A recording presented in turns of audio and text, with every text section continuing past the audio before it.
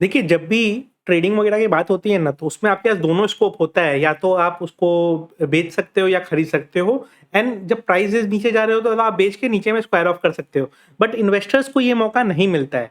तो जब इन्वेस्टर्स अगर हैं मार्केट में, एंड इस तरह का मार्केट है जो गिरे जा रहा है, हो सकता है आपने बहुत नीचे पे खरीदा होगा, बट ऊपर से कोई चीज़ें गिरती हैं ना, तो जब आपके वैल्यूएशन में कमी आती है, तो वो खराब सबको लगता है। भले आपने उसको आधे दाम पे खरीद के रखा हो, बट वो थोड़ा भी गिर रहा है तो क्यों गिर रहा है, ये खराब लगता है।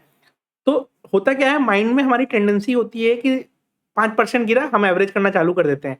आइडियली ये चीज़ नहीं करनी चाहिए। आइडियली क्या चीज़ करना चाहिए?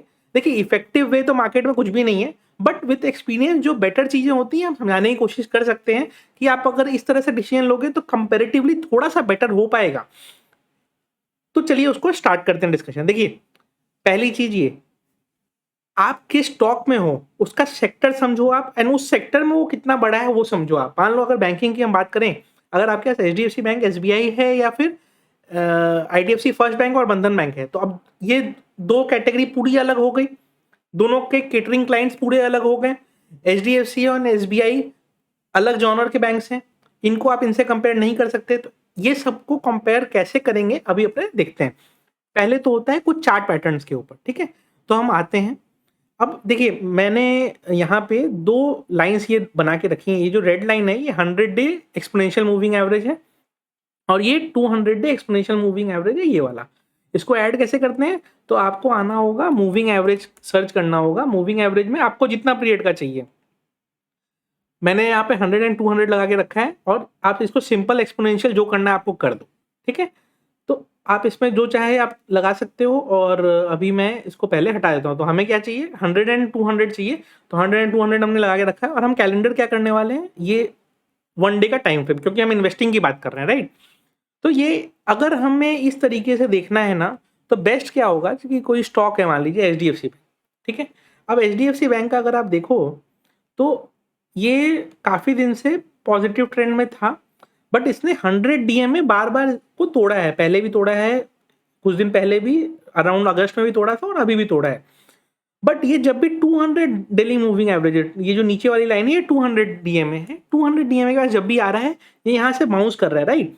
तो अब एवरेज अगर किसी को करना है, मान लीजिए किसी ने ऊपर के लेवल पे लिया है या किसी भी लेवल पे लिया है, अगर उसको आइडियली अब एवरेज करना है, तो जब 200 डीएमए के पास है, तब उसको एवरेज करना चाहिए। क्योंकि अगर वो 100 डीएमए के पास एवरेज करता है, या फिर किसी और लेवल पे एवरेज करता है, तो वहाँ से और गिरने का भी स्कोप होता है। बट अगर आप पैटर्न्स में देखो, तो ये बार-बार 200 डीएमए से बाउंस कर रहा है। आप देखो, पहले भी यहीं पे बाउंस लिया हुआ है, यहाँ पे एक बार बाउंस लिया है, इधर भी अभी एक बार बाउंस लिया है। तो आप ये कन्विक्शन से ले सकते हो कि हाँ, चलो ठीक है, ये 200 डीएमए से बार-बार बाउंस कर रहा है, तो हम यहाँ पे थोड़ा-सा एवरेज कर सकते हैं। ये मैं एग्जांपल दिखा रहा हूँ। एवरेज कहाँ करना है, नहीं करना है, वो इंसान का सब्जेक्टिव होता है। पैसे कितने हैं, फ्री हैं, नहीं है, उस पे भी बहुत सारे फैक्टर्स आते हैं। बट अगर करना है, तो इस तरीके से आइडियल होता है। अब मैं नेक्स्ट स्टॉक आपको दिखाऊँ, आईसीआईसीआई बैंक। अब आप देखो, आईसीआईसीआई बैंक के पैटर्न्स में, ये कोरोना के पीरियड का आप छोड़ दीजिए, जब तो सारे मूविंग एवरेजेस को इन लोगों ने तोड़ दिया था। बट इसको देखो आप, ये 100 डीएमए से बार-बार बाउंस करता है, राइट? तो चार्ट पैटर्न्स इसको क्या बता रहा है कि ये 200 डीएमए तक तो जाता ही नहीं है, 100 डीएमए के पास से ही बाउंस करने लगता है।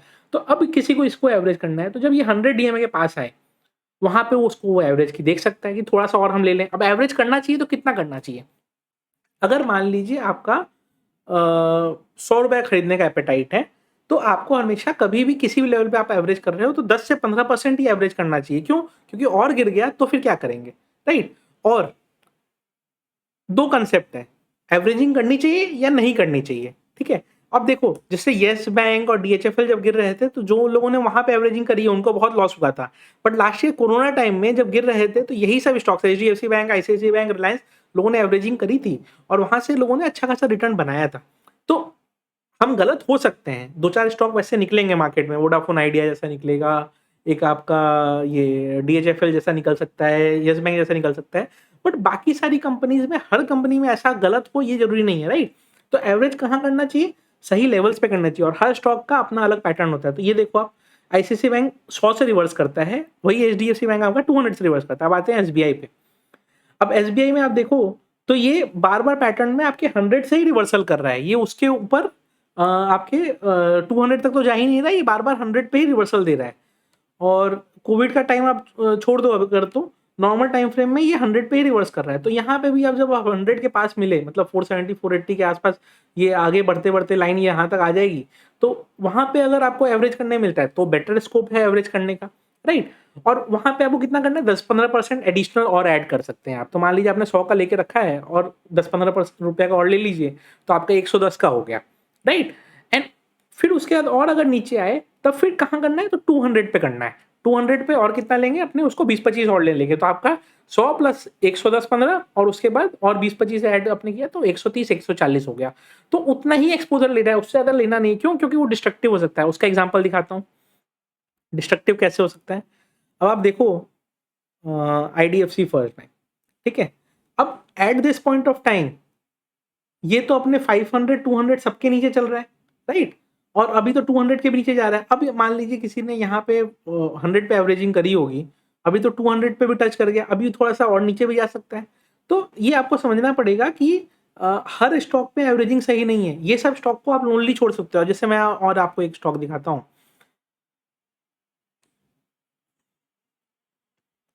देखिए मॉर्पेन लैब।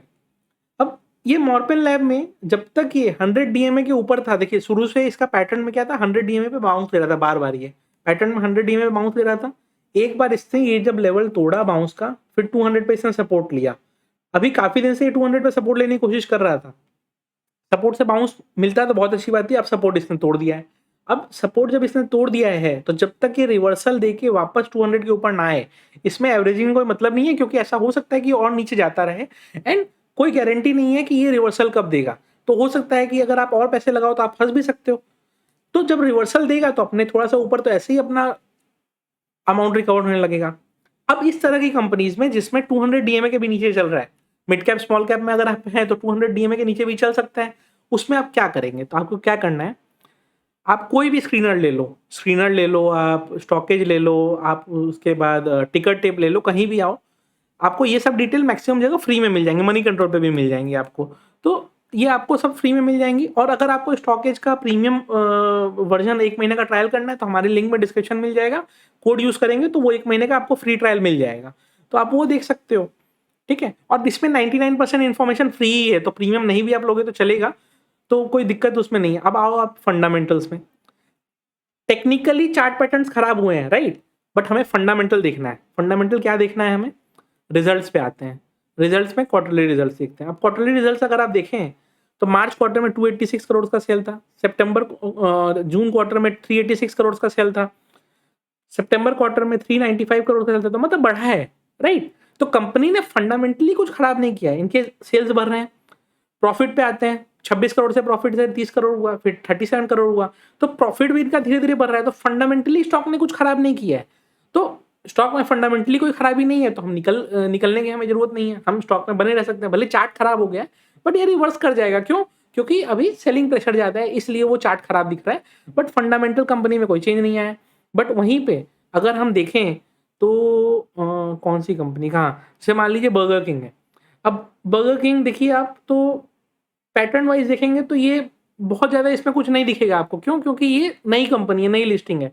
बट 100 डीएमए के पास इसने काफ़ी दिन टाइम बिताया है, अभी 100 डीएमए के नीचे चल रहा है। इसमें अगर हम आए सेल्स में, तो बर्गर किंग में मान लीजिए अगर हम देखें,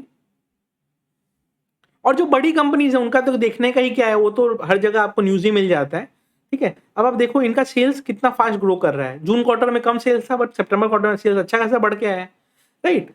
प्रॉफिटेबिलिटी देखो तो हाँ, प्रॉफिटेबिलिटी पहले 44 करोड़ के लॉसेस थे, अभी माइनस 20 करोड़ है। मतलब लॉसेस भी इनके धीरे धीरे कम हो रहे हैं। तो कभी ना कभी ये धीरे धीरे अपना पैटर्न्स को ये इंप्रूव करेंगे। क्यों? क्योंकि लॉसेस दिन पर दिन कम होते जा रहे हैं, हर क्वार्टर ऐसे ही लॉस कम होते जाएगा, तो गोइंग फॉरवर्ड रिकवर कर जाएगा। अब कोई बड़ी कंपनी का ले लेते हैं, मान लीजिए हमने रिलायंस ले लिया, ठीक है?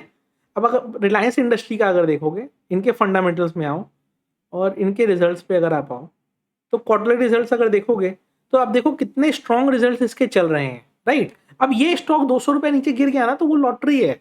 वहां पे आप थोड़ा सा ले सकते हो इस स्टॉक को। क्यों? क्योंकि वहां पे ये स्टॉक अच्छा लग रहा है। अब देखो आप प्रॉफिटेबिलिटी से कितनी फास्ट ग्रो कर रही है, राइट? तो ये सब स्टॉक में आपको टेंशन नहीं रहेगा। एचडीएफसी बैंक, रिलायंस, आईटीसी, ये सब में टेंशन नहीं होगा। छोटे स्टॉक में अगर टेंशन आपको होता है, चार्ट पैटर्न्स खराब हैं, स्टॉक अंडर परफॉर्म कर रहे हैं, एटलीस्ट आगे रिजल्ट्स आप देखो, सेल्स कैसे चल रहे हैं, उसके प्रॉफिट कैसे चल रहा है। अगर सब ठीक चल रहा है तो कोई दिक्कत नहीं है, अगर सभी खराब चल रहा है, जो पेनी स्टॉक्स वगैरह लोग कहते हैं, तो उससे निकल जाना ही सही है। तो इस तरीके से आप अपना खुद का जजमेंट ले सकते हो कि हमें स्टॉक में बने रहना है या नहीं बने रहना है। वीडियो अच्छी लगी हो तो लाइक कर दीजिए।